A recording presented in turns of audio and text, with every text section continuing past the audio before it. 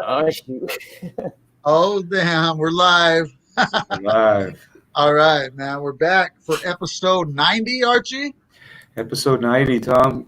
It's episode 90, guys, of the for MMA Fight Pass, the HAMMERFIST podcast. And since this whole coronavirus started, me and Archie, we wanted to continue the podcast. I don't know what that is, but there's always something. That's It's probably my That's okay. I got a message. That's all. My super phone message. Okay. Guys, Turn that off. keep it going, Tom. Awesome. it's all good, man. It's all good. With this, we're still learning, man, and there's always something to overcome with these podcasts, especially these virtual podcasts with Zoom and StreamYard and NetStream and all these different video podcasts that we're doing. Me and Archie have continued to do this. This is episode 90, guys. We got 3 special guests today. We have up-and-coming fighter Cass Bell. He's a Bellator fighter, guys. A lot of you have seen him already. Cass. Cass is got plenty of stories to share, but today we're going to get into one of the stories that really hit me. And we have Cass's. This is one of your coaches right here next to us, JT. Cass. Yep, he's my number one manager right there. Joe. Okay, so we got Joe. I'm his representation, man, for the fight game. Awesome. That's an interesting story by itself. Yes, sir. That's why we got you. That's why we got you, my brother. So Joe Tenadora. Hopefully, I pronounced your name right. That's right. All right, awesome. Well, guys, we're here again, man. We got 3 special guests. The third guest will be joining us in just a little bit. We got someone chiming in already. Steve Barolo, Diane Castillo. What's up from the Barillo family in Fresno, California? Somebody that knows you guys. There you go. What's up? Hey, the cool thing about you, Cass, is that I wanted to get you on the podcast. Me and Archie is I spent a good amount of my life up there in Humboldt County, and I know you're born and raised in Humboldt County, Arcata, California. Yes, sir. And man, Humboldt County is big on me because that's where I've told the story before, but that's where I saw my first UFC video. There was a VHS store there, and when I was going to college up in Eureka, and I just was bored one night, and I walked into this VHS store, and the guy had 4 UFCs, and I hadn't seen them yet, and these were VHS tapes still. So I started with the first one, and it was Royce Gracie going through this tournament, and this, I had done martial arts pretty much my whole childhood, but mostly karate, Goju-Ryu karate, and styles of kickboxing.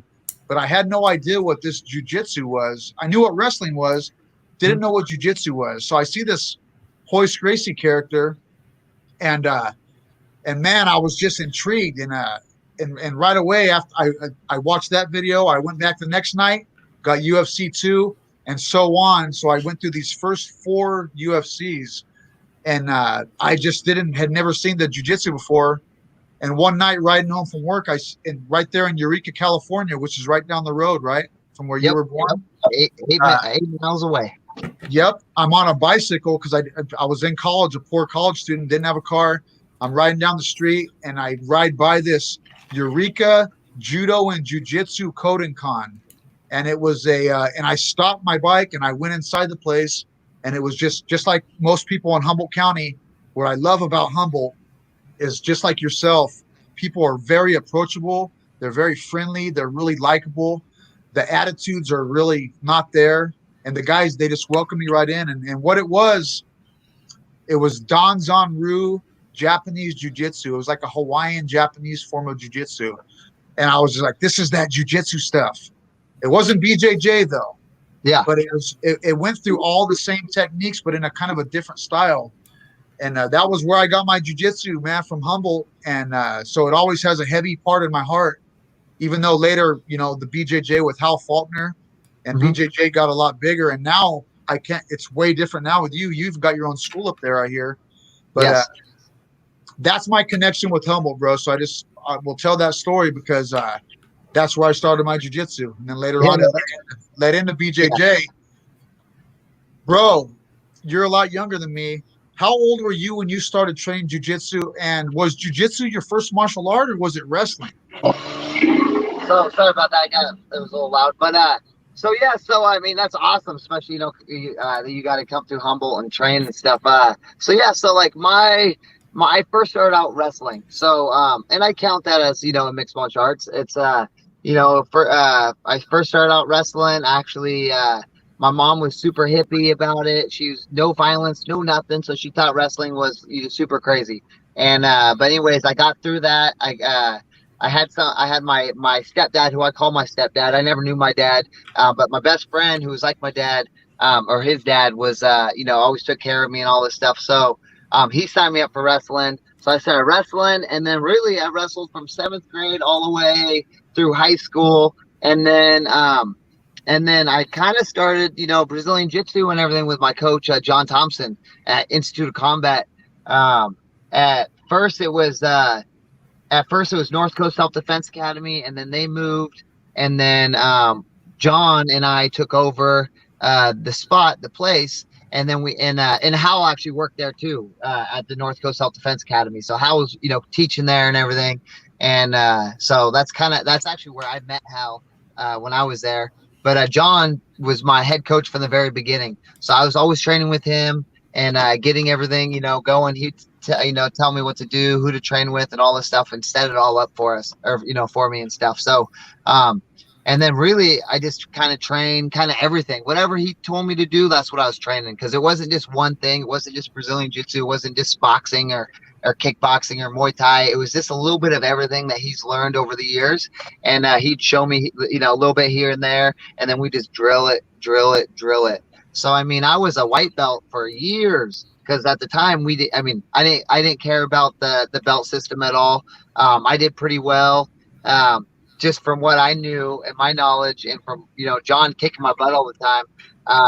So I did, I hung in there with all the belts, all the different levels of belts. So at the time I wasn't really caring about so I was a white belt for, I don't know, probably like 5 years at least. Until my coach got his black belt, and then John got his black belt from Hal, and then he was like and then he finally then he gave me my blue belt, and then eventually I got my purple belt. But really it's just been whatever John has in his mind and stuff, and is what I've been doing. That's awesome. Now, when I was living up there in Eureka, like I mentioned earlier, I was confined to a bicycle because I just didn't have a lot of money. My mom had sent me up to Eureka just to get out of trouble that I was getting in down here in Central Valley, California. And my sister, she was going to college up there, so she sent me up there. But one thing led to another, and I ended up for some reason in Eureka, California. And while I was doing that, the Danzan Ryu Jiu-Jitsu, I had heard about this guy named Hal Faulkner and him with the BJJ school there in Arcata. Yes, and I think that was where he got started. Now, in my mind, I was doing this jiu-jitsu, and I just thought, okay, well, I'm doing the jiu-jitsu. So I didn't know the differences back then of the BJJ and this Japanese jiu-jitsu that I was doing. But it turned out later on that the main difference was the rolling. Mm-hmm. There was a lot of live rolling and a lot of live drills, which we weren't doing in the Japanese jiu-jitsu. It was all the same techniques, the rolls, the falls, the throws, the joint locks, the chokes, but there wasn't a lot of rolling. And I always kept hearing about this Hal Faulkner. And I wish that, man, when I was up there, I really wish that I had somehow gotten over there to train with this gentleman. Because later on, I find out, he's one of Hickson Gracie's first black belts, for one. And Hal Faulkner, like a lot of people now, they don't realize who this gentleman was or is, but he has tremendous history up there. And for you to be able to train with that guy, what was it like? What was it like training with Hal in those early days, or your early days of jiu-jitsu? I mean, it was awesome. So like whenever I was doing a class or something like that, he would, give me pointers and stuff like that. I mean, he was super knowledgeable, and he didn't just stick to one thing. He was kind of all over the place, which is awesome. Just like how John is too. It's just there's a little bit here, and then there's a little bit there and stuff like that. And we always did live rolling, for the first year or two. I mean, I still do it now to this day. I'd be, I'd be able to come in at the end of class. I'd be doing a workout or something, lifting weights or doing something. And then at the end of class, I'd be able to jump in and roll with everybody and, practice all my skill sets and all that stuff too. So, I mean, it's still unreal, and it's cool seeing, being able to still see Hal. He's still down here. He still stops in by the gym a little bit here and there. He's not teaching as much anymore. He'll do a little bit of privates, but it's not he's been not doing so much lately, especially with the COVID-19 and all that stuff. That has a lot to do with it. But really, I mean, it was amazing. I actually have 2 coaches that are from Hal, that are black belts. I have Levi Cope, who is his second black belt, and then I have John Thompson, who is his 3rd black belt. I think, and he's only gave 3 away, I believe. So I mean, it's I'm just glad everything that they taught, Hal's taught them. I've been working with Levi and John. He's definitely in there with in there. Whatever Hal taught them is they're teaching me the same stuff. So it's Dude, it's cool. And that's, I'll tell you what, nowadays black belts, they get handed out pretty quickly. Yep. They really do. And I'm not talking crap on any coach or anything that might give out a black belt, but Rickson Gracie, for one, if you can get a black belt under Rickson Gracie, that old school classic style of jiu-jitsu, it's basic. Hey, what's up, brother? You got Juan in here. Thank you for joining us, man. Hey. Yeah. Thanks for the invite. Yes. Yeah. We're happy to have you guys here. Today's story involves 3 different JTs, important JTs in this podcast. Okay. What's happening, John? Yeah. What a team that you're surrounded by, Cass. I mean, starting with, there is no starting. All you guys are equal in what to make you a success. So keep going, Tom. This is awesome for joining us. Thanks. I wanted to ask Mr. Tenadora, dude. I'm still tripping on your little background. You say that's your home. You got the cage inside there. I love it, man. How did you meet Cass Bell, brother? How did you meet Cass, and how did you get into this journey with Cass? I can hear you. I think. Can you hear me now? Well, yeah, I can hear you. I can hear you. So, see what I'm going to say about 3 or 4 years back. Me and Javier Mendez, we started an amateur promotion, the Gallus Fighting Promotion, and Cass got paired up to fight my son, and it was a battle. This is way back in the day. We can hear you. We can hear you, buddy. We can hear you. Yeah, I was kind of confused on how come I'm on the screen, but I'm gonna let Cass tell the story. Cass, you guys had a battle. You and Justin, you guys are fight each other. We're brothers. And we're brothers now. So yeah, before we were going down the down the list, Juan and I, and which is John Thompson. We were going down the list on Topology, and Justin's name popped up. He looked Justin, like my son. Yep, Justin, his son, looked like a great killer. They had a promotion going on. We put my name in the hat, and they asked if I wanted to fight Justin Tenadora. And I was like, yeah, I'm down. I was down to fight anybody at the time. So we get there. I don't know any of Joe or Justin or anybody at the time. So I go in there. I meet Justin. Justin walks up. He's like, hey, man, what up? Sorry we got to fight, but we got to do this. I'm like, yep, I totally understand, man. But Justin was super respectful, from the beginning and everything like that.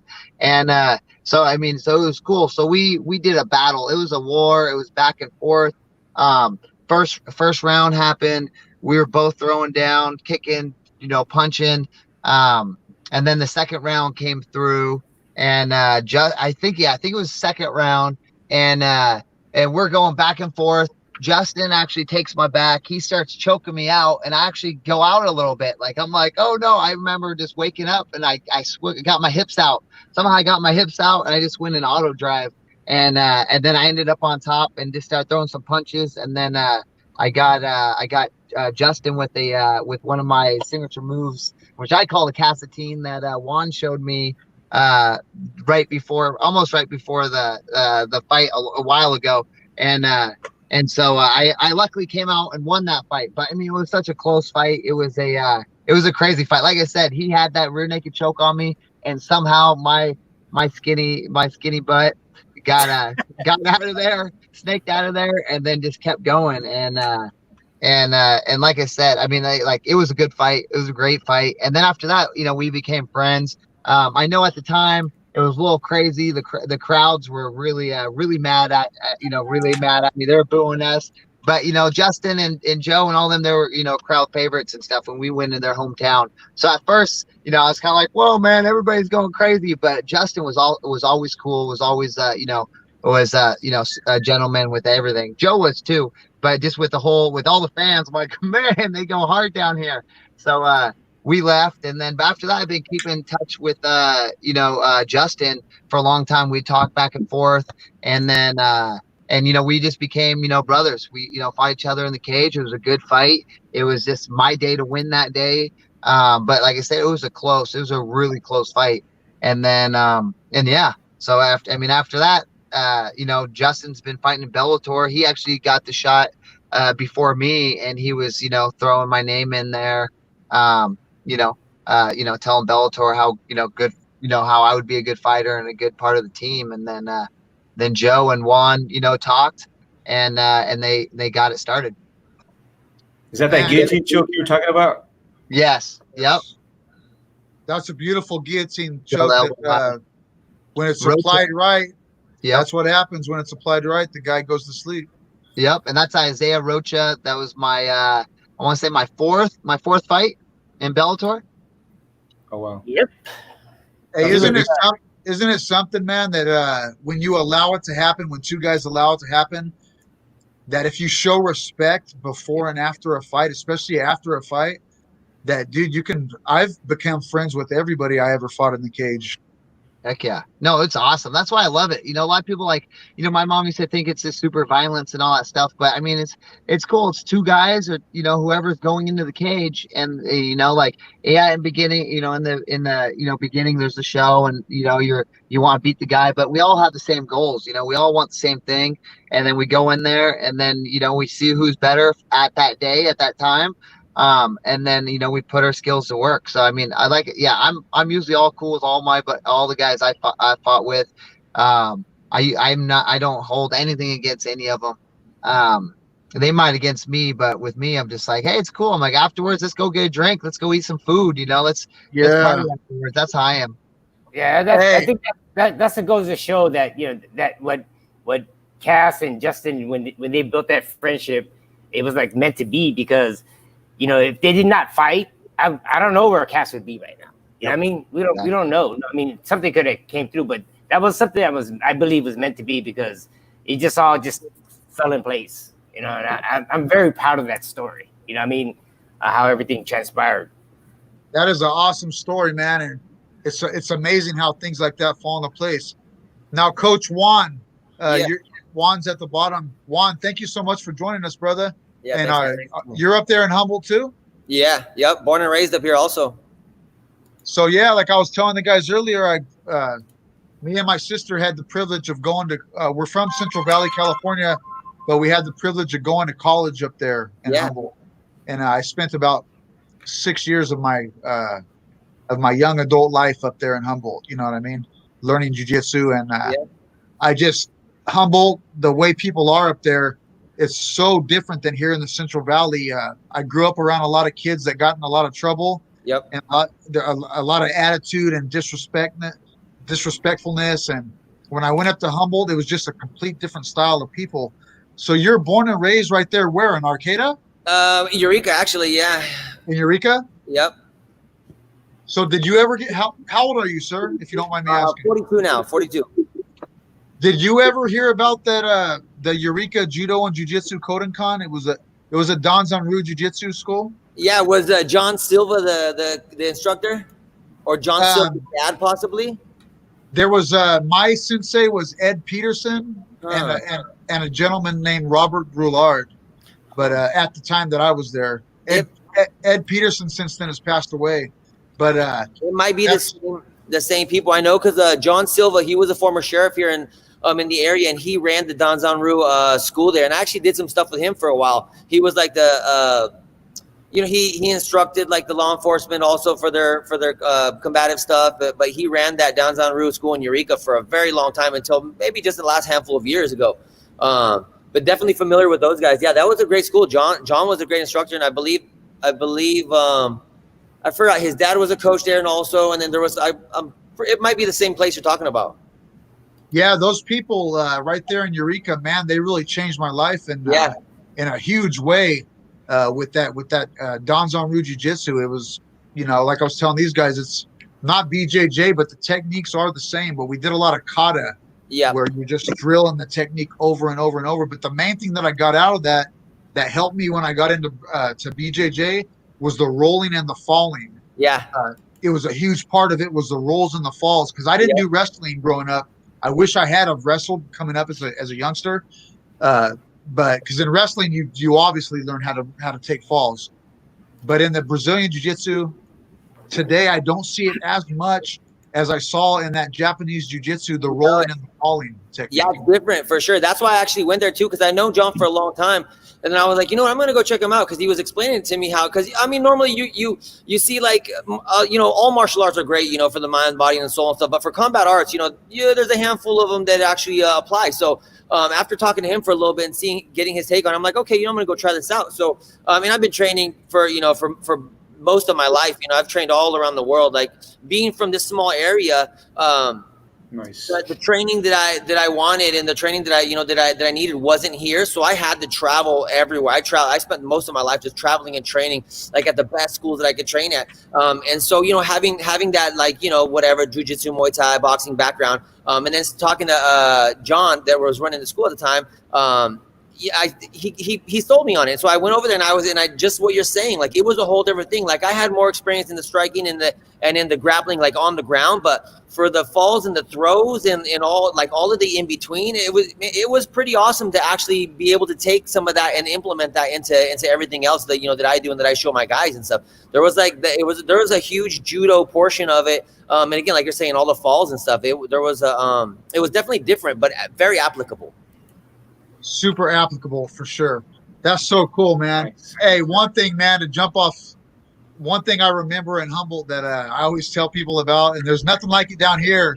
Hey, and tell me if all you guys haven't tried it. Hole in the wall submarine sandwiches. They're still there. I told you, Archie. Hey, look at the smile on both of these guys' face when I said hole in the wall. Oh, they got some good Friday specials too. They got those crab sandwiches on Friday. They got a good thing going, and there's a reason why they're still there. One in Eureka and one in Arcata. How many years ago was that, Tom, for you? Dude, I was 21 years. I'm 45 now. I turned 21 years old when I was up in Humboldt County. I remember one of my buddies bringing me out for my 21st birthday. The night on the town was in downtown Old Town Eureka. Yep. Pretty rough crazy little spot, man. Hey, awesome, man. Another place. Go ahead. Yeah, one other place, man, that is heavy on my heart is that Redwood Park in Arcata. Yeah. Oh man, tell us about that. You have a story time about that. Trails there for hiking, trails there for mountain biking. It's just it's a beautiful spot for sure. A must visit. Everything, the kids, we take the kids there a lot to go play. And like you said, hiking, biking, everywhere. You could, so much things up there to do. Hey, Cass, I have a question for you, Tom. Yeah. In regards to, your green hair, your green mouthpiece, I mean, everybody has, some kind of, way that they identify themselves. I say identify. How did that come about? How many years have you been doing that? And do you have a story about that? I'm sure people have asked you, and people want to know. Let us know on our show what's going on with that. I know you don't have green hair on today, but it's okay. Yep, no green hair. So usually it's my war paint that I call it my war paint when I get it on and get ready to go. It gets me in the zone. But I've been doing the green hair since my very first fight. So I started. I had a fight. I took. It was like right when I met Juan. He started coaching me within I think it was 2 weeks into it. And and had this fight already planned up at Sherry Heights Casino. So I was thinking, I was like, all right, what can I do? I need to do something I'm just, I'm just this guy with no tattoos, no nothing. I need somewhere to pop and stand out, and I need to do this. So I was thinking, what would be the best, and decided to come up with green. It was my son's favorite color at the time too. It was my favorite color, and I mean, also I gotta support Humboldt County. We're the land of the green. We got all the redwood trees. We got the mountains. We got the hills, and I mean, I gotta support where I come from, and show them all love. And and you got that bomb. Yep, exactly. So I can show everybody support, especially everybody up in the hills and doing all their stuff. So it's this, showing love to all of them, to everybody, who lives here in Humboldt County. So really, I mean, I did it since the very first time. I've been doing it ever since, and I'm so glad I stuck with it. It's a staple of of my fighting and all that stuff, and like it just pops. It stands out. Like we kill it. The Rhythmic Catalyst Group and Institute Combat, we kill it in ticket sales for all the fights and stuff. So a lot of people buy my shirts. I got the green shirts, and you can see a sea of green out there, which I like to call it the sea of green, because they're everywhere. They're front row, right there in all the stands, everywhere they pop out. I can see them. I know everybody from Bellator, Scott Coker, and everybody, they see them all, and it's just like it's an awesome thing. And one big thing that I always do too is I make sure I go out after every single fight and I give respects to everybody that came out, show support, and came out there. So I'm taking photos, saying hi, saying thank you, and it makes it easier with my bright green shirts on, because I can everybody spots him. Everywhere. I mean, everybody spots him. He stands out, and you wouldn't believe his fan base in San Jose. I mean, he outsells some of my other guys who live in San Jose. Yeah, one baby. So you know what? Crazy. As far as ticket sales, ticket sales, they go on in amateur level, pro level. I mean, yeah, tell us a little bit about the success that you do have, Cass, and JT, if you want to let us know about, if you can, some of the great numbers that, as a fighter that Cass puts in, with selling tickets, and of course he has a talent, right? Yeah, in the beginning, in the beginning when I was bringing him to Bellator, right? I'm sitting down with Scott, his staff, Rich Chow, Mike Hogan, and we're talking, about, hey, I'm gonna bring this kid from Humboldt County, right? And it's what, 6 hours away, right? 6 hours, yeah, 6 hours. It's a drive. We know it's way in the hell out there, right? So we're sitting down there, and some of the staff, they're like, they're thinking, okay, this is gonna be his debut, and I'm talking real big about Cass because I really believed in him. And my son obviously said, yeah, we got to bring Cass down. So, of course, prior to that, I talked with John and Cass and say, here's what we need to do. Our first statement, with Bellator. And then I got I was confident in what they told me, what their numbers were. So, but Bellator, they were kind of a little bit of, they were like, you sure? They were kind of doubtful. Because, they have a staff and, it is a business, right? And this is his debut. They were a little bit doubting on, are people going to come that far? I said, you let me worry about that. And I looked at Scott and I told him, it's on me if this fails, right? And of course, Scott said, yeah, you know what? If you say it's going to happen, it's going to happen. So we went with it. And his debut, we murdered it. And it was like, after that, it was like, there was never no doubt, ever. And it was amazing. I mean, we outsold all the locals, you know what I mean? And, these guys live here in San Jose. And that was amazing when he came out. It was just so loud. And there's a thing that me and Scott do every time at shows, amateur shows, even my own shows, amateur shows or pro shows, especially with the undercards. When they make the announcement, me and Scott are always kind of in the back somewhere, just listening to the crowd. Because, that's, in the beginning, that is an important part of the puzzle. You know what I mean? Fan base.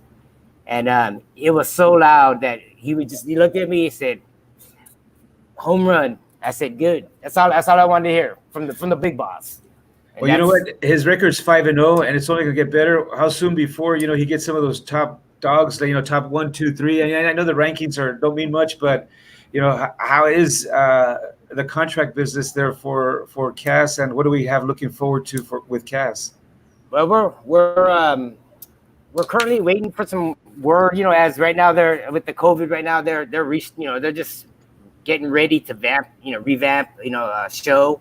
but they're not in a rush because they want to do it right. Of course, I'm in contact with Scott, pretty much talk to him at least once a week.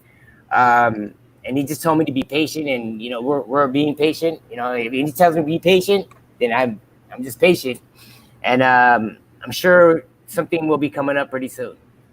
It just we'll see what happens in the next week or so. If they give us some word on upcoming fight for Cass, because he certainly deserves it.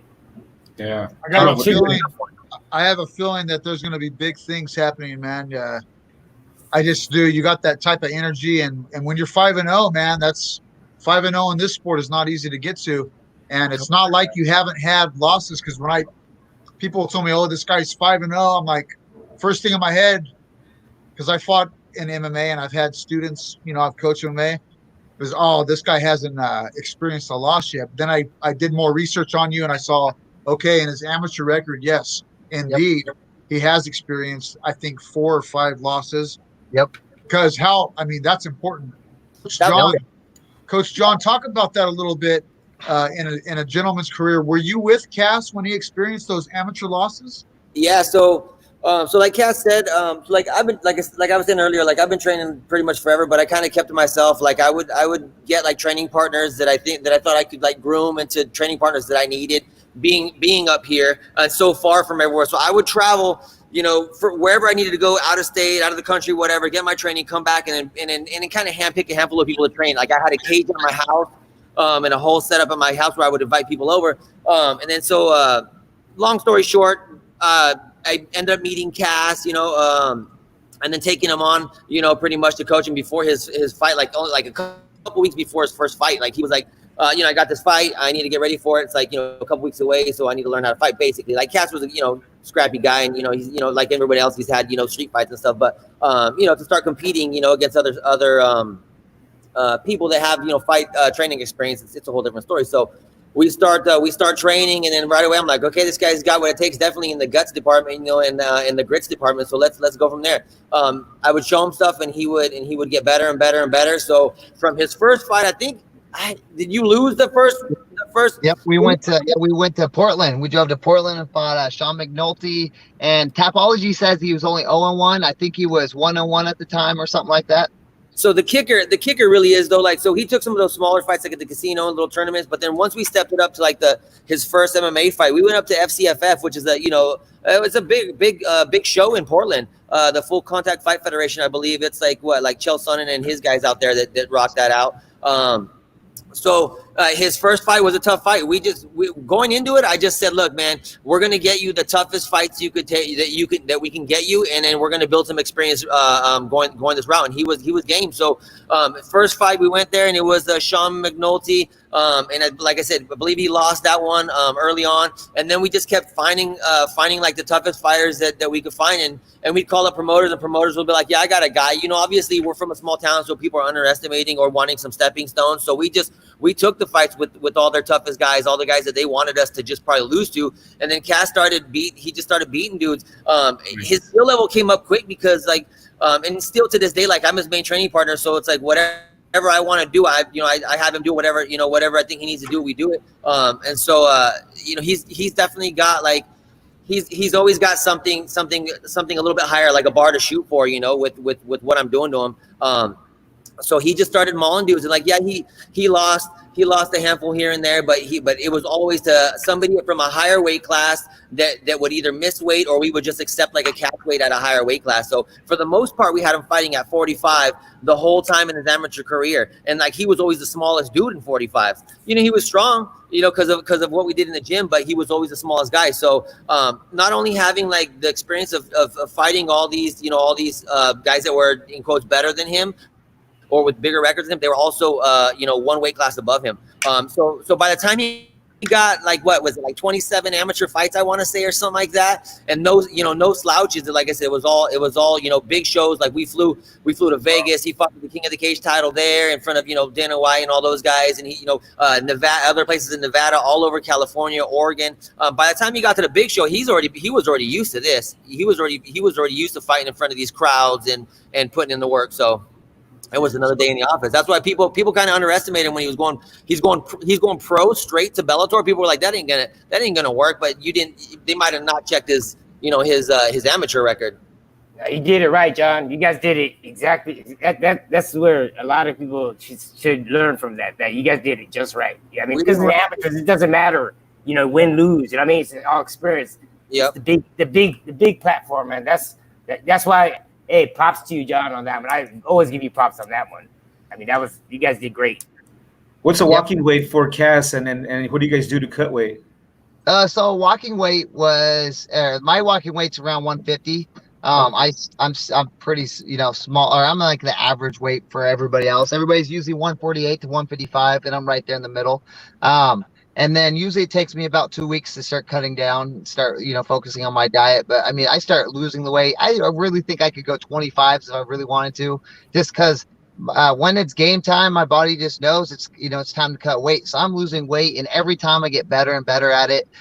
This last fight in Hawaii, I didn't even have to. I woke up and I was right there on weight, so I didn't even have to lose the 5 or 6 pounds that a lot of guys are doing that morning of. I just wake up and I'm good to go. I'm just chilling, waiting for them to open up weigh-ins, and I walk down, whenever I'm ready to go down. So like I said, every time we're getting better at it, at the cutting weights, and I'm just, it's just getting easier and easier.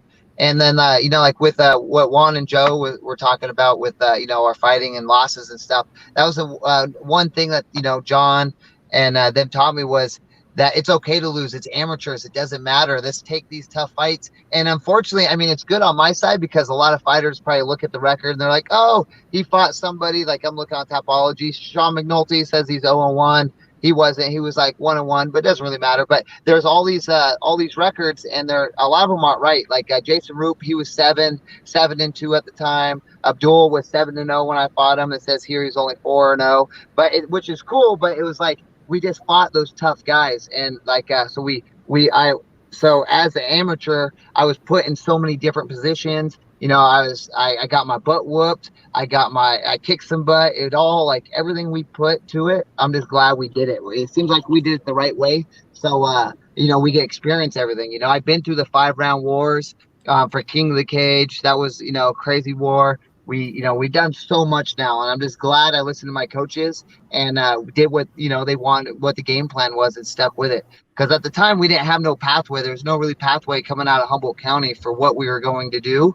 How we're going to get there. There was no pathway to go. So I put my trust in John, and also Josh Vert at the time too. He was our strength and conditioning coach. Got to give him a shout out. And just I let them take the reins, and I would just follow and see what I needed to do. And then, and then we just did it. So I'm glad with, all the experience I had. Like we always say too, if you're undefeated, especially as an amateur, you're not fighting no one tough. You're not pushing yourself. You should always at least experience a loss before you go pro. I feel at least once or twice or even more, just so you feel that, because eventually that's going to happen. I mean, there's a small percentage of all fighters that you're going to be the one that never loses, that's really slim. That's actually going to happen, especially if you're actually pushing yourself. So I'm just glad, I stuck with my team, Institute of Combat, and we're here where we're at right now. So can't wait. And we talk about it. We talk about it almost every show with every fighter that one of the most important lessons that you could learn as a fighter or as a person, even if you're not a fighter, is experiencing some kind of loss. You know what I mean? No matter what game it is you're playing, right, Archie? Even in jiu-jitsu. Hey, and a lot of going back to your first fight, man, we all know, dude, when you go up to Oregon and you fight these guys, there's something about those Oregon up north and Oregon grown fighters. So Randy Couture is one of them. These guys, they raise them rough up there, man. Yeah, they do. They do. Now, Juan, Coach, is that your gym behind you that I see there? Yeah, totally. Yep. So, dream come true. Like I said, I started in my house, and it just, a lot of hard work, a lot of years in the making, and eventually, you get what you get what you put in. So the gym is insane. Like we have our full beautiful, man. Very beautiful. Nice. There's our wall of shame. Like a bunch of those belts are like mine, Cass's, and our teams and our medals, and that's not even all of our trophies. Like Cass's Cass has been built this phenomenal wrestling team from like 3 years old all the way up to, you know, high school, college level. And so like, you know, we got our MMA team and everything, but that's our little wall of shame. Our sponsors are all over the wall. The mat space goes on. We got our cage area over there. We got our altitude stuff over there. And then we goes on further to our weight area. Wow, that's a big gym, man. I love it.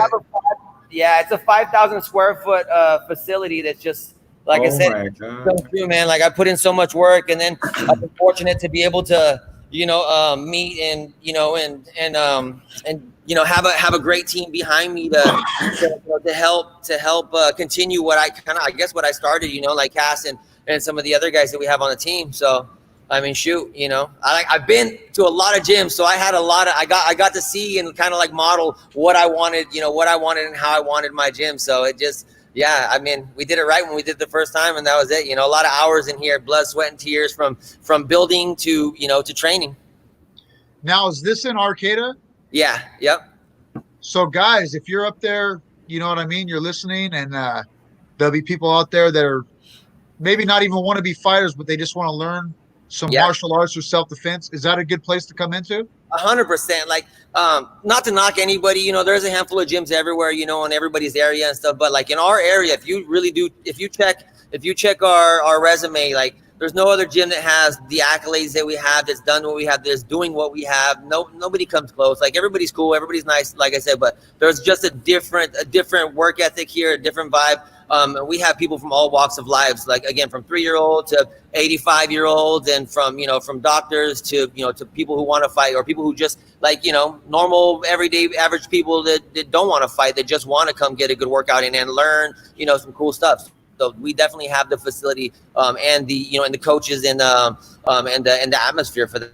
I'm the head coach for everything. I'm training Cass and some of my other guys and the pros, you know, and stuff like that. But I'm also training the brand new guy that walks in. The cool thing about our facility is that like the guys, like, so people see me and like I'll get to train them, like, man, you get to train us. I'm like, yeah, I'll train you just like I would train this guy. You know, I treat you guys equally. But at the same time, you'll see Cass and Tyson and a bunch of my other fighters training with the person that just walked in the first day also, and taking them just like they would. Like instead of you know, some places were like, I'm a pro fighter, I'm gonna grab you because you're a pro fighter and we're gonna train together. Now these guys are like, cool, I'm a fighter, I'm gonna grab this day one guy and I'm gonna, you know, he's gonna be my training partner today and we're gonna rock this out. So people get a little bit further with that because of you know, the attention they get from the whole team, not just, you know, one person. Okay, so Mr. Tenedora, your gym, that's your home gym behind you. Now, where are you located right now? I'm located in Morgan Hill, California. Which is by San Jose. By San Jose area. By San Jose. Yeah. By San Jose. So do you guys make trips back and forth with each other and train with each other? I don't train. I should, but no. Your son, though? Yeah, we'll go down. Yeah. I've gone down a couple different times, a handful of times, and trained with Justin and stuff. Yeah, with my son. With Joe's son and stuff. So, but only a couple times, you know, whenever we are free. Usually we're training all day, every day, you know, 6 days a week. Sunday's the only day we get off. So it's really hard, to go and get out, or there's wrestling tournaments going on. So then we're always traveling and all this stuff. So it's pretty hard, but I have made it down a handful of times, down to AKA and train with them. And Justin's, showed me the doors and got me in there and got me, training with all, with his people. So it's been awesome going down there. When things get back to normal, and when things get back to normal and then we start fighting back down in San Jose, I'm sure Cass will come down and I'm sure they'll roll probably here or AKA wherever. But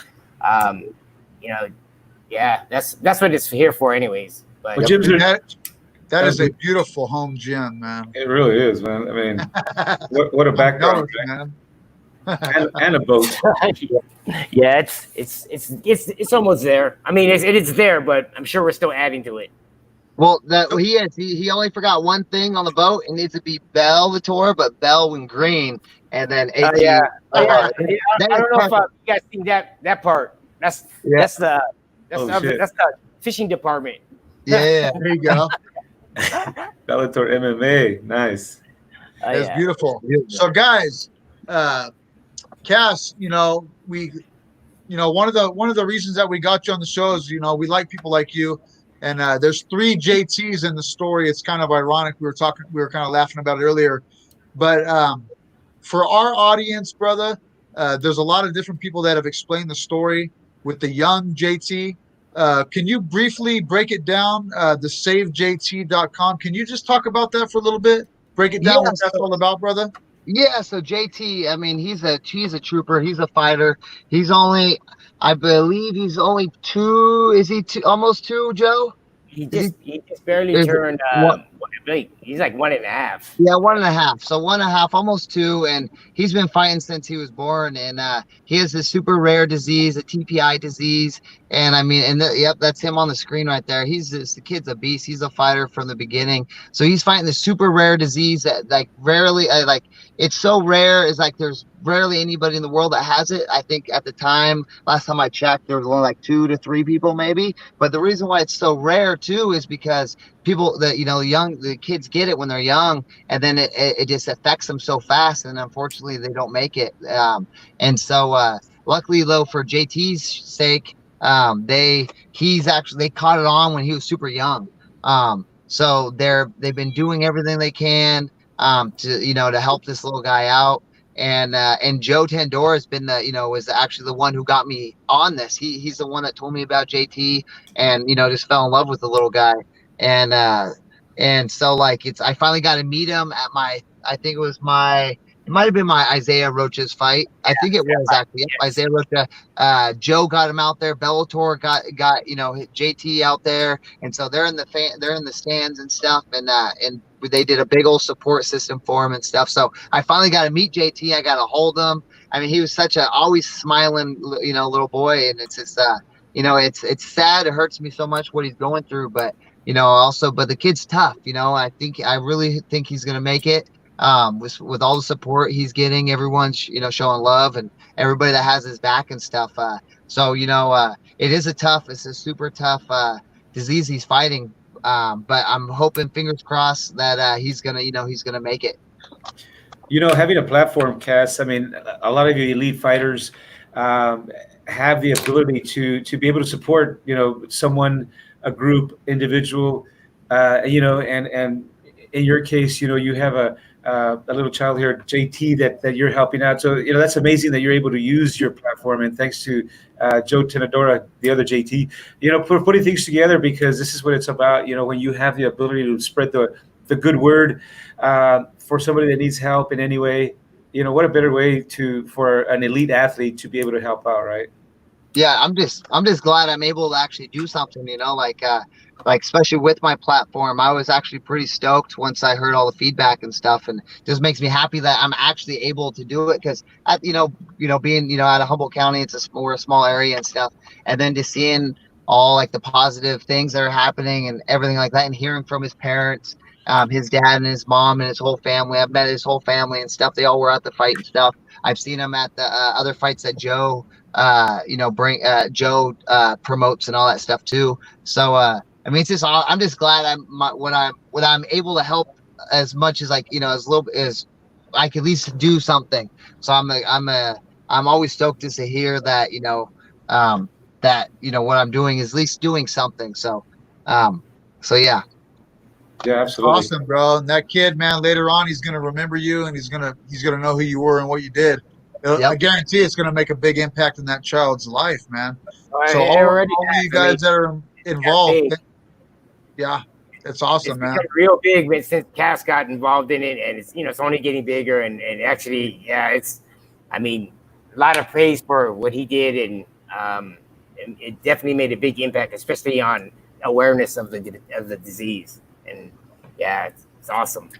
Good stuff. Way to put things together like that, man. It's a good platform. Hey, and people are tripping on this COVID-19. Killing all of us. Hey, not even, it up there? Not even literally, just physically out here. Just we can't work, we can't train. It's, I don't know. It's tough. We just want to bang. We just want to bang, bro. We just want to bang. Hey, how is it up there? How is it up there in Humboldt and Arcata right now? I think it's the same pretty much everywhere. The thing is, it's I don't know, in my opinion, I just feel I think martial arts is essential, it's mentally and physically I mean, try to make it happen. Like if other people could do, there's a lot of things going on in the United States that I don't know, that I would say martial arts should be able to go alongside some of these other things that are happening, but you can't. I agree. Martial arts, health and fitness is the way to stay out of the doctor's offices. I mean, all these doctor's offices, there's like a doctor company, United Health Center. Okay, there's a local city here that has 2 offices, 2 clinics in the same community, and they're opening up, so many offices. Well, shit, why don't you open up more gyms and let the gym, stay away from that hospital deal by staying health and fitness, with jiu-jitsu and running and, I eating well, right? So many people eat like they don't eat well. There's so much that goes in with training, like martial arts. It's like, again, physically, and not just physically, but mentally, it's such a big help for so many people, and like you're saying, like the nutritional aspect of it, is huge, so it's like once you start training hard, you need to start cleaning up your act, so there's so much to it. I feel like it's definitely essential, and we need to be able to responsibly, of course, but we need to start getting back to to what we do. So let me ask you guys this, because when I was living up there in Humboldt, one thing that my sister, I mean, I grew up, my mom just, on a basic staple of welfare food, which was the basic staple of food. But I remember when I got up there to Humboldt, my sister, she was really into, she was learning about veganism and vegetarian food and things like that. How do you guys eat up there? Because I know they're pretty damn healthy up there in Humboldt. But I know things change. What do you guys? What's the main staple of your diet? You want to go, Cass? Yeah, I'll go. So my main thing, I mean, I eat anything and everything, but it's mostly I try to stay as organic as possible. I mean, I Organic. can eat, yeah, organic. Like a lot of the stores are all organic around here. We get the good food. All of it's grown. A lot of it's grown here too. There's a lot of farms out here, especially in Willow Creek, which is like a 30-minute drive from here. So we get a lot of local foods and stuff, especially at the farmers market. So I mean, my biggest thing when I was a kid, I hated all the organic food. My mom was super hippie with everything, and I hated it.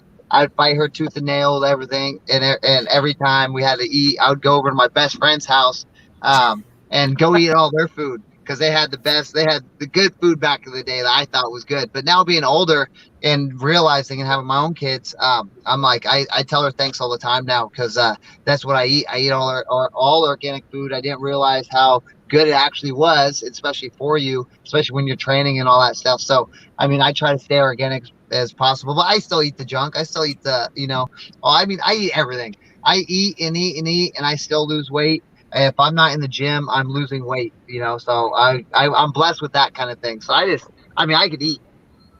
I guess we're pretty fortunate, like in our area, like you were saying, we're so far up here, and it's definitely like that small town, like you'd see in a movie or whatever, that small town, feel, and everybody kind of knows everybody, and like a lot of the stuff that we eat is like local, like ranchers, and our meats and our vegetables, everything is it's local here, so we get really nothing, most of the stuff we eat is not shipped across the nation and try to eat healthy. It's right on the corner. We got farmers markets like on every other in every town, like maybe two in each town here, and every town is like 15, 10, maybe 10 to 15, 20 minutes apart, so it's like we're so close to everything. It's we're fortunate.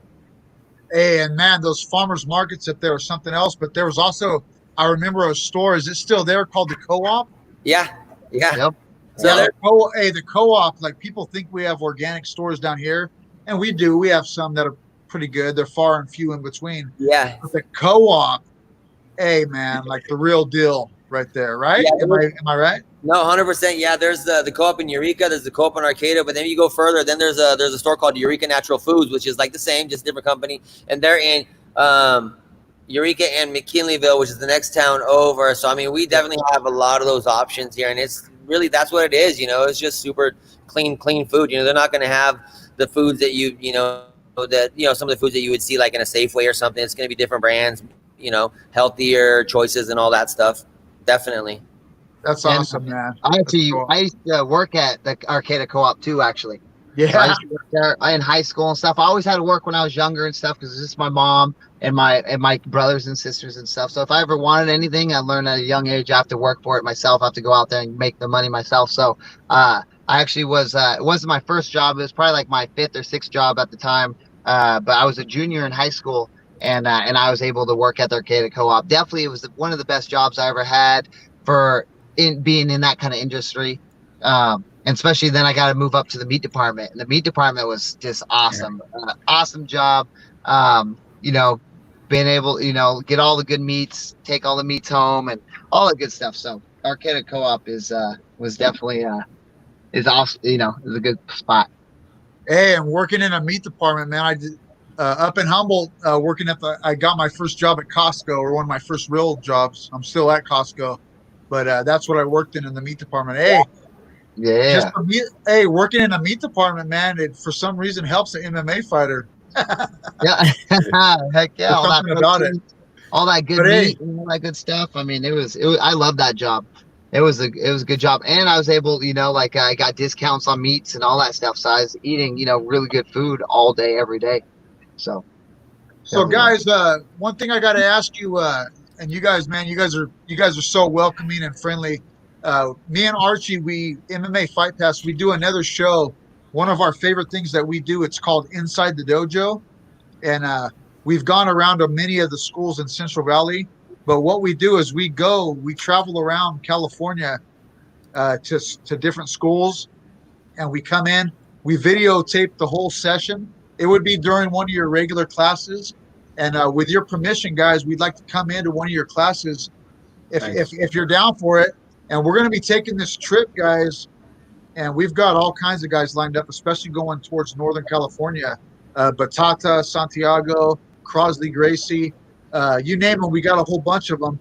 But, man, we would love to stop in Javier Mendez, a.k.a., and we would definitely love to extend our trip up and go up into Humboldt. And so I would love to show Archie, my training partner here, and, man, we could come into your school and to travel around Arcata and Eureka.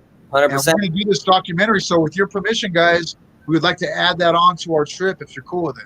I think that would be awesome for sure. That's cool. It's pretty cool. We get a lot of people from all around, like everywhere. We got some friends that come from Jackson's Winklejohn down in New Mexico that train up here. Also, people from New York. We get people that fly in from all over the place to come train here. Just because, again, it's out of the way. We're a little secluded up here. We have beaches, mountains, hills. Climb. Not only that, but we have a world-class training facility right here, as you saw, and we have some good training up in here. So I mean, we have everything for that a fight camp would need, or some travelers coming through to do some training and check out the scenery. Yeah. Hey, man, does Hal Faulkner still live up there, or what? Yeah. Yep. I mean, if we Good could. Man, I would love to meet that gentleman. Before this whole COVID thing went down, he was in the gym with us hanging out all the time. So again, I don't know if you guys talked about it before or whatever, but I traveled all around the world, trained everywhere. I've trained at so many different schools, but I was always the guy that just would go to schools and and stay for 2 weeks at a time, and then go somewhere else and then always come back home. I never really had anybody kind of watching actually my progress for competitions and all this stuff. So I ended up meeting Hal. I forgot what year I met Hal, but became friends with him, and he would he was keeping an eye on everything I was doing. I would stop into a local gym here when he was the owner of the local gym. He actually owned North Coast Self-Defense Academy. And I would come in, and then he would see me training against his guys that were all upper belt guys and stuff, and he'd be like, holy crap, what's going on, and he would see what the type of stuff I was doing, and he followed my career from then on, everything I did training wise and all that. So I ended up getting my black belt from Hal. Actually, he ended up getting like I said, from funny story, I bought my white belt from him. I didn't have a gi, and I was going to compete at my first tournament. I didn't even know I was doing it in a gi because I trained mostly no gi. But I went to his school, and I was like, I need to buy a gi, and he had one, so I bought a gi, and it came with a belt. So I got my white belt from him. But then fast forward 9 years of training, and then he gave me my blue belt, and he followed everything I was doing, and then purple and then brown, and then finally I got my black belt, and he actually gave me the same black belt that Higan Machado gave him way back. Wow, dude, that's freaking amazing right there. That's a badass story, dude. That's a badass story. Higan Machado was part of my journey. Yeah. Down in Torrance. Super cool individual. Hey, man, have you ever got the chance to train with Rickson Gracie? Being under Hal? No. Uh-oh. Do we lose Are we one? on? We're on. He's back. Sorry, I'm back. My question was, training with Hal, did you ever get the chance to train with Rickson Gracie? No, so that was like before. So Hal spent. I don't know if you saw. Like, if I can get your, I'll shoot you guys a message. But Hal spent, man, a big portion of his whole training career in life, like training with like the Gracie family. You know, he's got old pictures of him and Hoist and these guys when they were young, and Rickson and all these guys. But he spent a huge chunk of his time with, with them. He's good friends with Horian. He's still in contact with a bunch of them also. To this day, and then he, for some reason, like probably location and everything, he started training with the Machados, and he ended up getting his black belt from, I think he got his brown belt from Rickson, and then he ended up getting his black belt from Higan Machado. But yeah, so no, I didn't. When I knew him, it was already after. Dude, Hal, guys like that, man, I'm so intrigued by guys like Hal. Just because he was around that family back in that classic, I always called it like basic jujitsu. Yeah. You know how jujitsu has evolved today. It's all this crazy. Yep. Open guard, Barambola, De La Hiva. It's a different style of jujitsu and sport jujitsu. But I love like that classic basic Gracie jujitsu. Yeah. And Higan Machado, when I trained with him, it was very much like that. He's a great teacher. But man, I could just see Hal. I could just see that guy, just a computer textbook full of knowledge. Yeah, it's so awesome talking to him. That's why we get along so well, just because, like I said, and I'll go back to it, just because I've traveled around everywhere. I've trained, man, with so many different schools, and talking to him because he's been everywhere, countries and styles, and he was in fighting magazines, kung fu magazines from way back in the days, and with with the Paulsons and everybody. He's trained around everybody, so he's a man, he's like a supercomputer of just awesome stories and knowledge. He's big on a lot. He was back from in the garage days, the early Gracie in America garage days. That was from there. Jeet Kune Do, Dan Inosanto, he's done trained and been in publications with all these different groups of people. It's pretty awesome to sit down and it's like history. It's crazy. It is, dude. You should have seen me in this little trailer that I was living in, bro. Archie, hey, it was this little crappy little trailer I was living in Eureka, watching these VHS tapes from that UFC 1. It literally was 4 nights of me watching these VHS tapes, dude. Hey, and that guy at that video store was tripping out because every night I'd go back and I'd get the next one. And I just remember Hoist Gracie in the tournament with Dan Severn. Yeah. Dan Severn just freaking manhandling these dudes with suplexes and stuff. And this skinny little dude, Hoist Gracie, I'd seen him won these first 3. And I'm like, there's no way this guy's going to beat this freaking Dan Severn guy. Hey, and then he puts that triangle choke on him at the end and beats him. But, hey, I can remember that like it was yesterday, dude.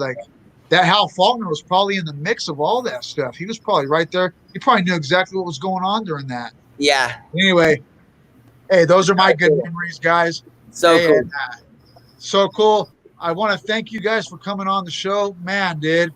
Cass Bell, you're a super cool guy. Hopefully we'll be able to get you on the show again. And we'll get you on the show again and we'll talk more. But I wanted to ask you one more thing before we close this thing up. Thank you, first coach and manager, for coming on. We appreciate it so much. When we got 5 guys here talking, sometimes I feel weird because we're not getting too many questions out to each person. We're still new at this. But Cass, you're 5-0 on Bellator right now. I know you got big plans. You don't plan on quitting this anytime soon. What are your plans for the future? I mean, is UFC, is that something that you're looking at, or is Bellator doing it for you? What are the plans for Cass Bell? Right now, Bellator is, the spot. They've been super cool with me. Scott Coker, Rich Chow, all of them. They've been, I'm able to talk to them if I need to. They're my home. Obviously, if somebody wants to, buy my contract off of them, then, I'll go wherever I need to go. But my goal right now is I want to win that belt. I'm going for that title, the bantamweight 135 title for Bellator. Oh, And I want that, and obviously once I achieve that goal, there might be, I want to keep climbing. So, I mean, I'm down for whatever my team and manager wants to do, I'm down for it. And like I said, Bellator has been awesome with me. I know I have I had a fight plan right before this COVID-19. So I have this dude who I'm hoping to fight one of these days. He's the next big step. Is Rafion Stotts. He's 13-1, and so I'm hoping that continues. They said it was a postpone, so we're waiting for the call. Waiting for that call that Joe calls me and tells me it's on. So that's gonna be that's my next. I'm hoping that's gonna be my next fight. And then hopefully I get that Bellator, that title shot. I know there's a lot of guys that have a lot of bigger records than I do, and they're a little bit bigger names. But I mean, the other day they made a post who wants that title, that the bantamweight title, because it's free, and they and I got so much love. All my support, all my fans, all my family, they came, they threw my name out there probably 3 times more than anybody out there, in the Bellator roster. So it was just awesome because I'm going against Sergio Pettis, or the Pettis brother. I got the freaking Rafion Stotts. We have the Pitbull brothers. We have Darian Clawell. There's so many other fighters too. Ricky Banderas. There's a whole bunch of them, and my name was thrown out more than any of them. So I'm excited, and I just can't wait. I can't wait. I hope if they don't give me the title shot, which I understand, I'm only 5-0, and I need to get a couple more fights under my belt. But hopefully they do the Grand Prix. They do that Bellator Grand Prix. Oh, yeah, and that'd be cool. Guarantee I'm going to take it. I'm going to work hard. I'm going to train hard. Anything can happen, obviously. But I mean, I've been fighting for a long time. And I have a great team behind me. I got Rhythmic Catalyst as my management group, and Institute of Combat. So I mean, we're here to take it. We're here to take over. So like I said, you were talking about UFC and stuff. Like, yeah, if they want to buy out my contract with me on there, then I'm down for it. But right now, Bellator's been awesome. No complaints whatsoever, and I'm glad I'm with them. So I'm down. Well, Bellator, you know what, man? Bellator, one of our recent guests, and he was a former training partner and student, Doug Rhino Marshall. Bellator, I know for a fact they treat their fighters great. Scott Coker, hopefully we're wanting to get him on the podcast soon and talk with him. But I like all the fighting organizations, man, because I love this sport so much. But Bellator definitely treats their fighters good. And my buddy, man, my buddy, training partner we grew up right here in town with, he did a tournament with Bellator and won a $50,000 check. You know what I mean? For this 100,000. What was it? 100,000. 100,000. Yeah. That would be nice. That would be super nice. Hey, Nice. You know what? Just those kind of things, though, I don't pay attention to it. Just what they do for the fighter, though, is great. And I hope whatever happens for you is great, brother. You're doing a good thing. So you got the good story behind you. Keep it up, man. And just, a little secret. I'm no wizard, guys, but at 45 years of life, I can tell you this.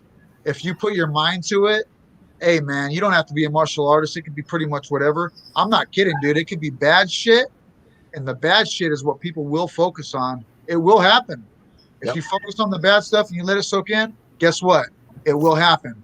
But if you're like this gentleman right here to my right corner, if you focus on the good stuff and you have a positive outlook, and if you put your mind to anything, pretty much anything in this world that I've ever wanted to do, I've been able to do. Hey, man, and I'm, like I said, I'm no wizard or anything. I can't forecast the future or nothing like that. But if you put your mind to it, guys, you can pretty much do whatever you want in this world. So, bro, I wish you the best, man. This guy's in the cozy confines of his car right here, doing this podcast with us. Archie, my brother right here. Juan, the coach, got a beautiful gym. I wish that would have been there when I was up there. It's there now. Right. I wish he was here when I was training. Yeah. Hey, the good thing is though now, dude, and we didn't talk about it. We will the next time we get you on, Cass. Yeah. Hey, I love that you work with these young kids with wrestling. We didn't talk about it. Hey, dude, with those kids, believe me, like I talked about Mr. Ed Peterson, the gentleman that passed away, he was my first jiu-jitsu sensei, that guy will, hey, he put a heavy thing right here.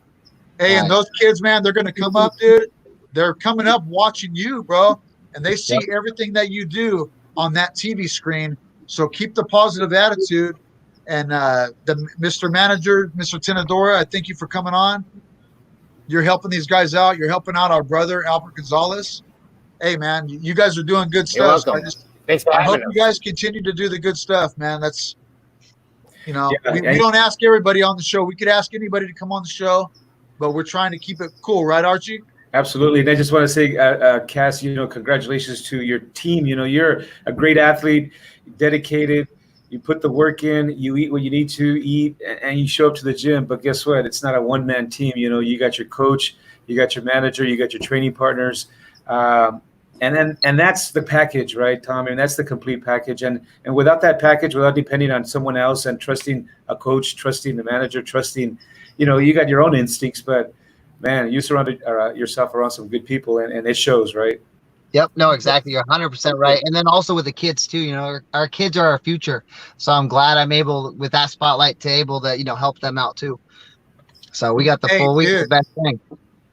Hey, man, being a teacher, I'll tell you what, dude, being a teacher is so important in this life, especially if you've been a martial artist and you've fought, or competed in jiu-jitsu or wrestling or whatever the sport is. Hey, kids growing up, man, you remember that later on, like that good coach you had when you were a kid. Or me, I was 21 years old, dude, when I was doing the jiu-jitsu under Ed Peterson. Hey, and that guy changed my life around 150%. You know what I mean? I had this was brought up in the wrong way.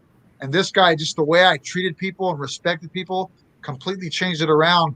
Martial arts did that for me. So I know that wrestling and Juan, you teaching these kids, and JT being the manager, hey, man, not everybody could be a good manager, but I can see by the background, dude, with that home gym that you're doing something, right? So, hey, guys, we're at an hour and 11 in. Archie, you got anything else to ask these gentlemen? Yeah, we have a lot of questions. I do my best. There you go, JT. Yeah, I mean, you know, we have more questions. We're kind of running out of time, but it just goes to show, you know, the passion that we all have, right, for the sport. There's just so much to talk about, so many, you know, congratulatory, you know, stories, and you know, the hard times and the good times come along with this journey. There you go, Tom. What do you got there? Nice. What I got here is the man right there. The higher power. That's something my brother made when he was younger, bro. Yeah, no, absolutely. But you know, we just want to say thank you for joining us, and what an amazing time and great stories. And Cass, you know, wish you the best, and I know you're going to go out there and kick some ass and get a belt pretty soon here. Is there a date, bro? Like, is there anything up and coming in the forecast that you know about, or what? No, nothing yet. Nothing that we could say anything, and you know, but we will have some news soon. I can tell you that there is going to be some news. Yeah, we'll have some news soon, and hopefully I'll share with you guys first once I get the word. When they call me, I'll let Cass know, and then you know maybe we can set up another day. You know, right now we'll just see what they say, and I am waiting for a call, so we'll see what happens. It's all coming soon.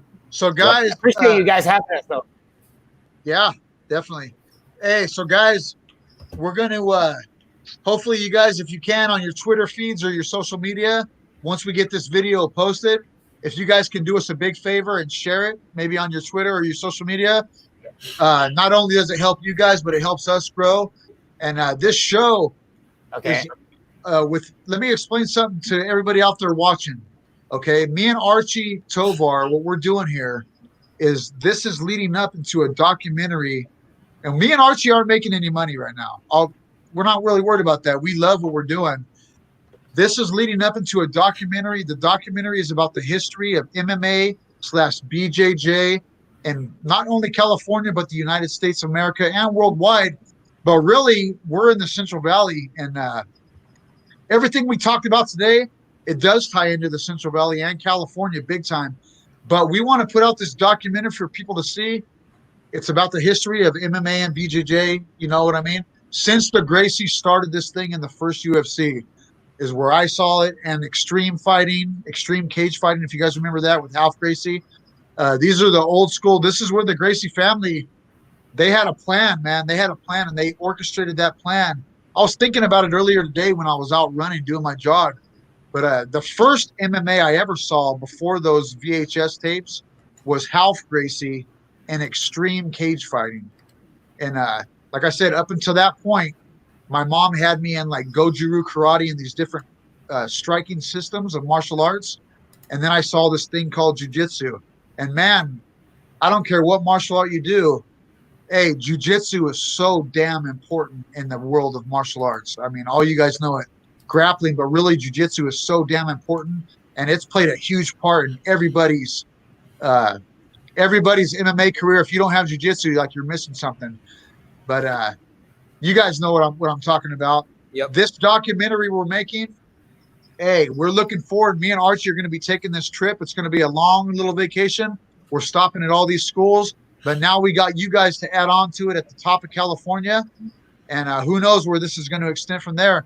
But man, I can't wait to meet you guys in person.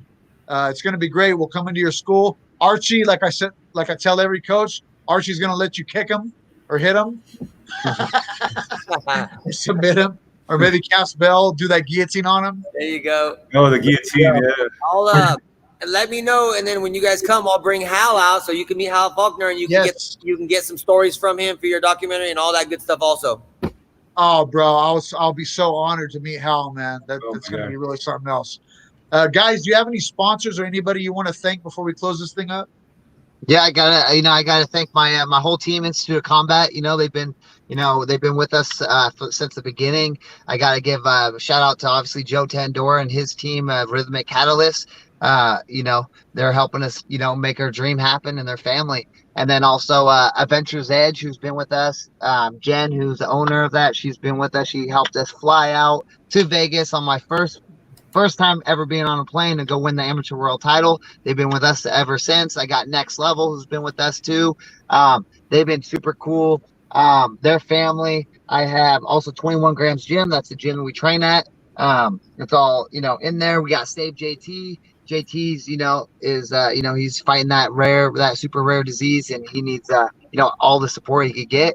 I also have, Redwood Coast CBD water. Jeremy Kurtz and his team, they supply me with all the water, all my CBD stuff that I need, keeps me, healthy and, recovered.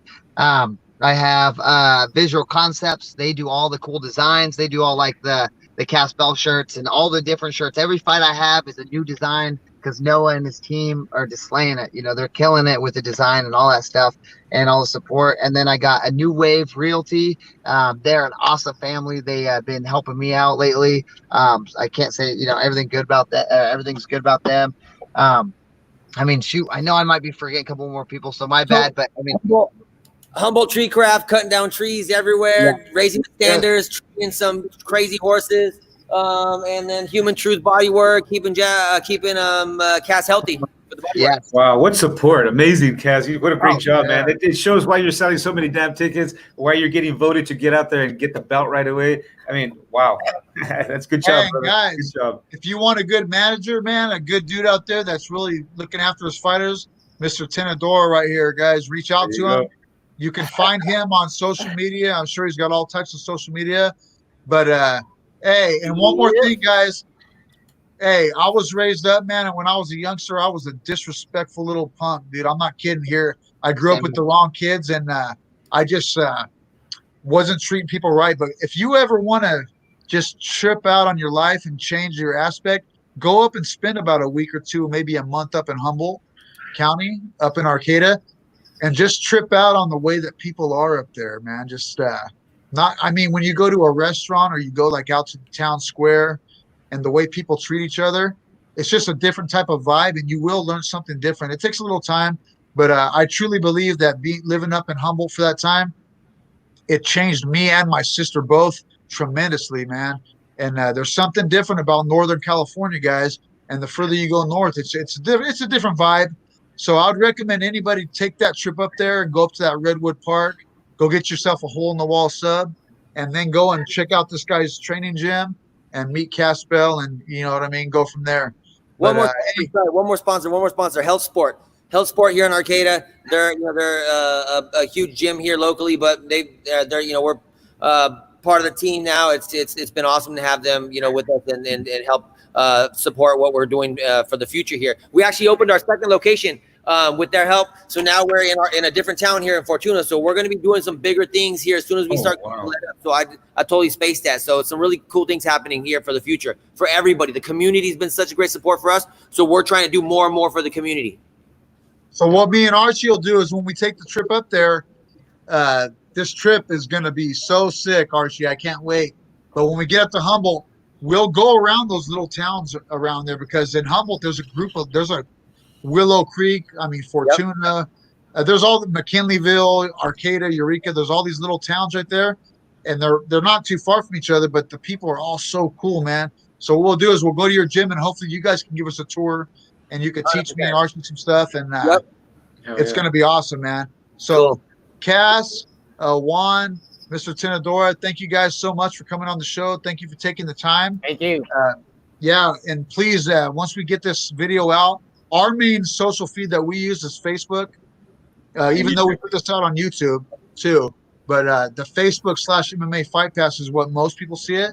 If you guys can share that on your feed for us, greatly appreciated. And yeah, Archie, awesome. Anything else, my brother? That's it. Awesome times, and respect to all you guys. Everybody has their role, and that's what a successful team has to have. Individual leaders and professionals at what they do, and it makes a team. Good stuff, guys. Good, awesome stuff. Thank you, guys. Thanks for the invite. Yep. Thank you. All right. Thank you, man. All right, guys. We'll sign off. Go ahead, Tom. We're going to sign off. I'm Tom Owens. This is Archie Tovar, the HAMMERFIST podcast. We're from MMAFightPass.com. Thank you guys so much for tuning in.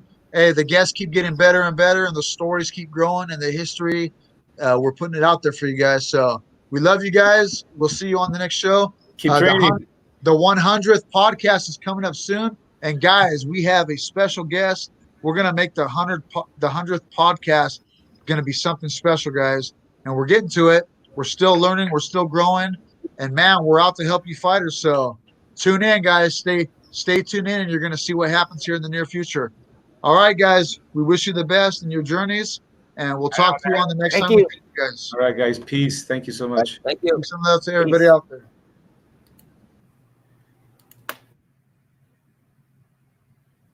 Just like that, Big Daddy. Wow. Hey, before we close it up, guys, that was another awesome show, man. If you guys are tuning in, or you tune in later and you watch the show, dude, me and Archie, all we're doing here, man, is we're trying to help fighters out, and we're trying to. Hey, you know what I hope? I'm not sure exactly. I can't read Archie's mind, but with these podcasts, for me, I hope that when I'm gone later on in life, I don't know when I'm going to be gone, but when I am gone, that my family members and my friends will be able to look back, and they'll be able to see the kind of things that I was thinking and what I really loved in life. Just like Archie, is I love martial arts, dude. And I love Brazilian Jiu-Jitsu, and Jiu-Jitsu is one of my favorite things. But, man, I love meeting these guys and hearing the different stories. And, dude, like all of my life, Archie, of doing the Jiu-Jitsu and the martial arts, it's crazy because these guests, dude, they all tie in at some point or another, man. They're all connected. Dude, we just got we have to do this, dude. I swear, if we don't take this road trip, me and you are both nuts.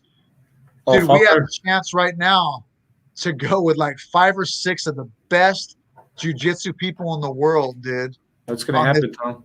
Oh, dude, I'm not kidding you, man.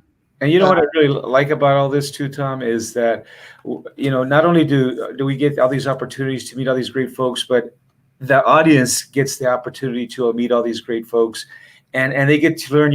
One of my things is that we're preaching self-defense, right? But different arts. We have jiu-jitsu, we have boxing, we have American boxing, we have taekwondo, we have Muay Thai. And not to cut you off, but dude, with each one of these guys, we're learning a little bit about diet and lifestyle and mentality. And that's where I was going with this, Tom. Great catch. That it'll help people realize that, okay, you look at this guy, Cass Bell, he's pretty thin, but you know what? He bubbles up to 150 and he has to cut weight, but he maintains it. All these fighters kind of bubble up 20, 15 pounds heavier, but that's okay. But they maintain their weight, whereas Whereas an individual that is not used to working out, you know, they can be 40, 50, 100 pounds over their actual, you know, healthy weight, we'll say. And by having these professional elite athletes, sure, they're professional and elite, and they live and eat, you know, as healthy as they need to. But you know what? We don't have to live the elite lifestyle. We all just have to do is eat healthy. And guess what? We're going to be feeling so much better, and we're going to be going to the doctor so much less if we eat well, and if we exercise. Dude, in our last show, not only did we have Kung Lee, but the second guest that we had on that day, Jeff Nolasco. Yeah. Guys, if go back and watch his story, I'm gonna keep posting that video because, hey, in today's day and age, dude, there's a lot of obesity, man. And like, you don't have to be a fat fuck to be obese. You just got to be out of shape and not working out. Hey, that guy, he shared a great story with us of how way overweight. He was like 70 pounds overweight, and he's one of many martial artists that have done this. But he was way overweight and way unhealthy, and just doing jujitsu. He's not even an MMA fighter. Just starting jujitsu and doing it, dude. And not only when you start something like this, dude, there's a lot. Dude, don't be scared to do it, man. You meet all kinds of cool ass people. You'll gain like a brotherhood or a sisterhood if you're a woman. You'll meet people. Not only will you be constantly learning something new, it's fun, and it's like a puzzle that will never fully solve the puzzle of jiu-jitsu. But dude, every time you go to class, you learn something new. And if you're smart and the way you act and the way you treat yourself, dude, you're always learning something, man. It's like not just lessons of martial arts, but you're always learning something in life. And dude, isn't it cool, man? Well, yeah, you know, all these athletes and even the coaches and the fans, you know, that love the sport of MMA, we all have the same opportunity to work out and stay healthy as the next person next to you. We just got to do it. And you know what? We all think about the pain and you know, we're kind of nervous. Who gives a crap about that stuff? You got to get out there and try it. The one time, all it takes is the one time. And after that, you're going to know that, man, this is a good thing to keep me healthy. Shit. Yeah, it's a good thing to keep you healthy, dude. And plus it's fun, man. The main thing is that it's fun. Like my main training, like the other day, I was in the garage with John just a couple days ago. You know what I mean? Yeah. Well, good stuff, Tom. Hey, I appreciate you, you know, us getting together, doing this. You know, the fighters that are out there, gives them an opportunity to talk about their stories. And you know, we all learn. You and I are not the only ones that learn from these guys, the whole audience. And that's the beauty of this, you know, being able to get the word out there. Yep. So our next guest, guys, on Thursday, hopefully is Marcelo Cavalcante. I'm hoping. But, you know, with the MMA Fight Pass, sometimes we're last minute. We never know. But we're going to have a good guest on Thursday, guys. Tune in. Archie, let's talk about the sponsors real quick. I see a different one on there today that I don't normally talk about. Yeah, Legion's Tap House and Grill in Selma. Yes. Talk about it a little bit, brother. Yeah, so Legion's Tap House and Grill in Selma has been a big supporter for MMA Fight Pass. You know, they allow us to do some remote podcasts from there. They just recently had to shut down because of the COVID. They just recently opened May 30th, I believe. So, you know, just like other, you know, restaurants. You want a cold brew? You want a cold brew? Good food? Hey, guys, you want some good appetizers, dude, and a cold brew? Hey, and get back out there. I know everybody's itching to get back out there since it's COVID. Dude, I'm still kind of with it, but I'm getting back out there. Dude, it's great, man. Go out with your family and have a cold brew. Check out Legions. Hey, the appetizers and the different kinds of beer they got on tap. Great. What else we got on the sponsors? What about Rio Acai Bowls? So we got the Rio Acai Bowls out of Fresno on Van Ness Avenue in Fresno. Another company that has been a big supporter for mixed martial arts, jiu-jitsu tournaments, MMA Fight Pass. They helped out Madero Mixed Martial Arts on one of their tournaments, their Muay Thai tournament that they had. So Rio Acai Bowls, the real deal. Supported. The real deal, Holyfield. And La Enchilada Mexican food, guys, right there in Fresno. Hey, man, I say it every show, but dude, I try taco trucks all around, man. We just had one the other day here in town. There's a bunch of them. There's one on every corner.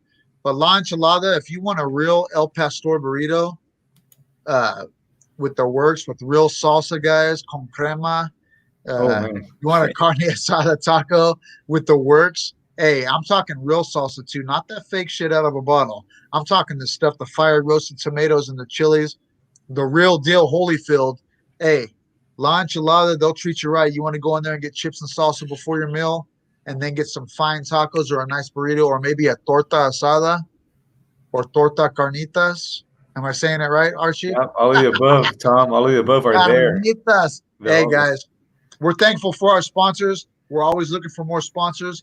Hey, our Kung Lee show, I'm bragging about it because we're almost at 7,000 views. That's the most we've had for any podcast. Thank you, Kung Lee, and thank you, Mr. McGuire. Am I saying his name right? Yep, absolutely. Don McGuire. Hey, Don McGuire, dude. Thank you so much, man. Chris You probably Ronquillo. won't see this, but Chris Ronquillo and Don, thank you so much for the last show because, dude, without those guys, we wouldn't have had those views. That was pretty crazy. The most views we're getting for video, guys, which I'm happy and super stoked on, is 300 or 400. You know what I mean? We're new still, but that's a lot still for us, right, Archie? Yeah, we had some good ones before. Javi Ayala produced some really, really good hits in the upper thousands. We've had a few, thousands, but any hit is good. Is a good hit. Any exposure is good exposure because these guys, the fighters, put. But what about the themselves out Kung there. Lee though, dude? How did that was happen? that was off the chart. I mean, Kung Lee, he's an international superstar. He has over 6 million followers on his Twitter. Oh, okay, that says it right there. Yeah, and Kung Lee blessed us with him sharing the podcast on his Twitter account, so that was very cool, and on his Facebook account. So going back to the sharing and the number of followers, it's just like that's the averages. That's what we hit when we get some people with a large following. Dude, and with that Kung Lee, we're at 6,400 views right now, which blows me away. Hey, brother, that we must be doing something right for that many people to deal with our faces. You know what I mean? Well, just the fact that mixed martial arts, health and fitness is such a huge part of so many people's lives that I think it's catching on and it's on fire and it's only going to go upwards from here. And guys, just one more thing before we close this out. We're at 1:30. This is one of our longer podcasts. But the good thing is about podcasts, there's no rules. We can do whatever we want. You know what I mean? But as a local, I want to give props to Marion Renault. We know her as Momo, our Visalia fighter. And hopefully we're going to have her on the show here real soon. Hey, man, my heart was with you on that fight the other night. And in my eyes, a fight like that, there is no loser. You went to the end. You fought your freaking heart out. As a 42-year-old, I think I'm saying the age right. You fought a lady that was 10 years younger than you, at least. Hey, and to put on a fight like that, hey, I'm so proud to know you. And man, dude, right, Archie? Hey, MMA Fight Pass, we support you 100%, Marianne. Absolutely. I mean, what a way to just show your dedication, your experience, your mentality, your strength, your soul, your inner, your team, people are surrounding you. I mean, that was just an amazing display of just sportsmanship and tough womanship, and how much time and work and energy is put into the sport. Yep. And if you guys are out there and Marianne, hey, the life of a fighter is freaking crazy. Plus, she's a school teacher and she's a family person. So her life is busy and she runs her own school and, man, has a grip of students that are 100% behind her. So hopefully we can get her on the show here real soon. We could talk about it. Hey, because it's even more interesting when you get a person after a loss if they're willing to come on to a show like this and talk about it. For me, anyways, the story, there's a big story behind that. So anyway, Archie. Thanks to all of our sponsors out there. Thanks to everybody that listened this far into the show. And I hope you guys can please like this and pass it on. Thank you so much. All right, Tom, we'll sign off.